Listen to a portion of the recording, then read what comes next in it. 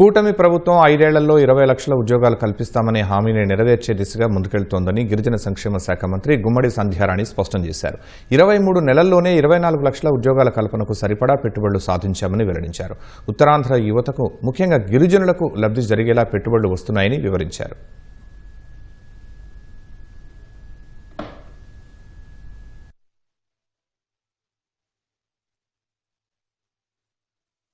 ఇరవై లక్షల ఉద్యోగాలు ఇస్తానన్న మా గౌరవ ముఖ్యమంత్రి నారా చంద్రబాబు నాయుడు గారు ఈరోజు 23 నెలల పరిపాలనలోనే మీరు ఆల్రెడీ చూశారు ఎన్ని లక్షల ఉద్యోగాలు వస్తున్నాయో. గూగుల్ కానీ, టీసీఎస్ కానీ, ఆర్సెల్మెటల్ కానీ, రైల్వే జోన్ కానీ, ఇంటర్నేషనల్ ఎయిర్పోర్ట్ కానీ ఇవన్నీ ఉత్తరాంధ్రలో రావటం వల్ల మనకు ఉద్యోగాల పరంపర అలా కొనసాగుతూనే ఉంది. లోకేష్ బాబు గారి ఆధ్వర్యంలో దేశ విదేశాల నుండి పెట్టుబడులు రావడం, పెట్టుబడుల వరద వస్తుంది. ఆ రోజు మేము 20 లక్షలు అన్నాం, ఇప్పటికే 20 లక్షలు దాటే పరిస్థితికి వచ్చాం. మేము ఈరోజు యువత అందరూ కూడా చక్కగా చదువుకోగలుగుతున్నారు. ఈరోజు 10th కానీ, ఇంటర్ కానీ పిల్లలు అత్యద్భుతంగా పాస్ అయ్యారు.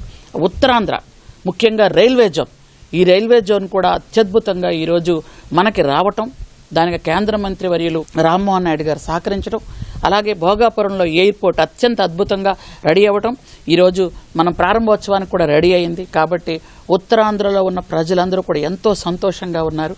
మనకి ఉద్యోగాల పరంపర కొనసాగుతుంది. మేము హృదయపూర్వకంగా మా చంద్రబాబు నాయుడు గారికి కృతజ్ఞతలు తెలియజేసుకుంటున్నాం. Thank you.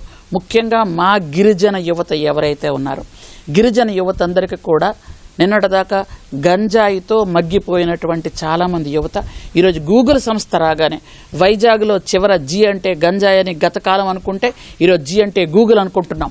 కాబట్టి ఆ గూగుల్ సంస్థ వచ్చిన తర్వాత వేలాది ఉద్యోగాలు వచ్చాయి. టీసీఎస్లో, గూగుల్ సంస్థలో, అన్ని సంస్థల్లో ఉద్యోగాలు వచ్చాయి. యువతంతా చాలా సంతోషంగా ఉన్నారు.